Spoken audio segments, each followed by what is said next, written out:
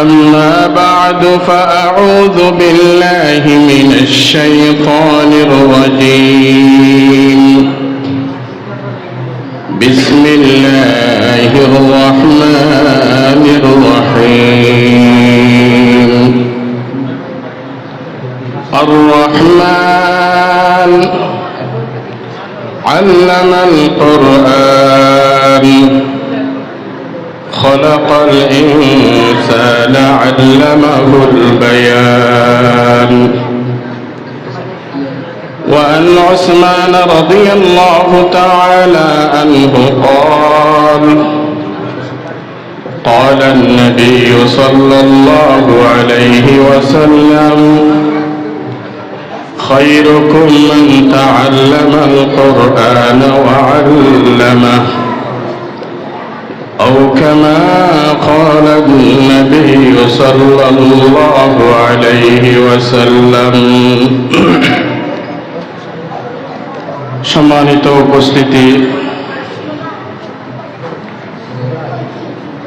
আজকে নজরিয়া হাফিজিয়া মাদ্রাসার সালানা জলসা দস্তরবন্দি ফজিলত উপলক্ষে দস্তারে ফজিলত উপলক্ষে আজকের মহতি সেমিনারের সম্মানিত হযরত উলামায়ে কেরাম, উপস্থিত আমার প্রাণপ্রিয় তালেবানে দ্বীনে নবুয়ত, উপস্থিত আছেন পর্দার আড়ালের আমার আবেদা জাহেদা নেককার মা বোনেরা, মহান মালিকের দরবারে, মুনিবের দরবারে, খালেকের দরবারে লাখো কোটি শুকরিয়া আদায় করি যে আল্লাহ আমাকে আপনাদেরকে এই জান্নাতের বাগানের মধ্যে আসার জন্য, বসার জন্য ব্যবস্থা করে দিয়েছেন। সেজন্য মালিকের দরবারে অন্তরের স্থল থেকে কলিমাতুশ শুকর আদায় করি আলহামদুলিল্লাহ। আল্লাহর দয়া এবং মায়া, আল্লাহ যদি তৌফিক না দেন, কোনো বন্দা বাঁধি কোনো ভালো কাজ করার কোনো তৌফিক যদি না থাকে, আল্লাহ যদি তৌফিক না দে, ভালো কাজ করার কোনো বন্দার পক্ষে করার সুযোগ নাই। সেজন্য মহান মালিকের দরবারে, মুনিবের দরবারে আমরা লাখো কোটি শুকরিয়া আদায় করি যে আল্লাহ আমাদেরকে বসার জন্য, আসার জন্য, বলার জন্য ব্যবস্থা করে দিয়েছেন। আমার ছোট ভাই মাওলানা হাফেজ মোজাহার সাহেব অনেক কষ্ট করে এই মাদ্রাসা গড়তেছেন, চালাচ্ছেন। সেজন্য আমরা তার জন্য দোয়া করি, তার শুকরিয়া আদায় করি। সময় কিন্তু অল্প ভাই বন্ধুরা, আমার ভাইয়েরা, আমার মুরব্বীরা, হযরত উলামায়ে কেরাম আছেন, ওনারা বক্তব্য রাখবেন। যেই মজলিসের মধ্যে, যেই মঞ্চের মধ্যে আজকে আমরা বসেছি, এসেছি,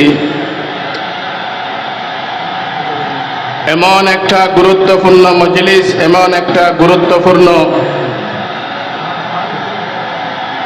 আয়োজন, আসমানের নিচে জমিনের উপরে, যে কোরআনে মজিদকে সামনে রেখে আয়োজন, যে কোরআনের দরজকে সামনে রেখে আয়োজন, আসমানের নিচে জমিনের উপরে, এর চেয়ে বড় দরজ, ক্লাস, ফজিলতওয়ালা জিনিস আর কিচ্ছু নেই। আল্লাহ যেরকম মহান, আল্লাহ পাক সুবহানাহু ওয়া তাআলা অসীম, অনাদি, অনন্ত। আল্লাহর কোরআন কালামুল্লাহ, এটা শুধু আসমানি কিতাব না, এটা আসমানি কিতাবের সাথে সাথে, কিতাবুল্লাহর সাথে সাথে এটা কালামুল্লাহ, এটা আবার আল্লাহর কালাম। আল্লাহ যেরকম অনাদি অনন্ত মহান, আল্লাহর কালাম, আল্লাহর কোরআন এইটাও মহান। এই কোরআনের সাথে যারা সম্পৃক্ত থাকবে, এই কোরআনের সাথে যারা জড়িত থাকবে, এই কোরআনের যারা মুআল্লিম, যারা মুতাআল্লিম, তাদের সম্মান, তাদের ইজ্জত, তাদের মর্তবা আল্লাহর কাছে অনেক অনেক বেশি।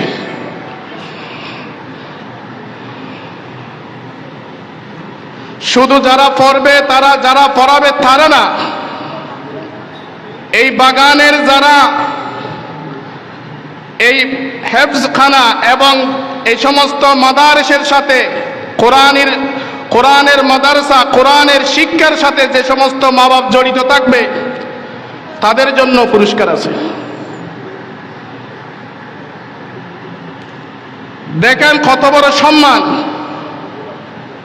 যারা কোরআনের সাথে জড়িত, আমার নজরের মধ্যে হয়তো লাগে উনি নাজারা পড়তেছে, উনি নুরানি পড়তেছে, উনি হেফজখানার ছাত্র, ওনার একটা টুপি আছে, একটা জুব্বা আছে, মাঝে মাঝে আমাদের কাছে এসে টাকা নিয়ে নেয়, পয়সা নিয়ে নেয়, হয়তো লাগে আমাদের কাছে অনেক নিচু মানের, নাউজুবিল্লাহ, হয়তো লাগে কারো কারো কাছে।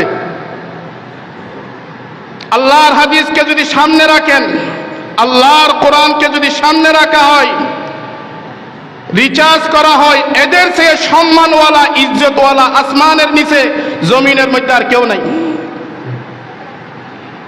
قال النبي صلى الله عليه وسلم خيركم من تعلم القرآن وعلمه।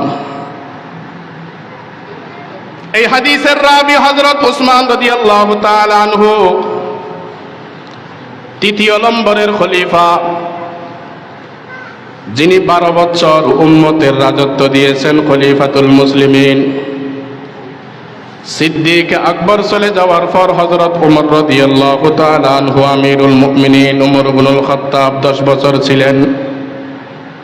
হযরত ওমর রাদিয়াল্লাহু তাআলা আনহুকে যখন নির্মমভাবে শহীদ করা হলো, হযরতের ওমরের পর উম্মতের জন্য নিয়ামত রহমত হিসেবে এসেছেন হযরত উসমান ইবনে আফফান, ওনাকেও শহীদ করা হয়েছে।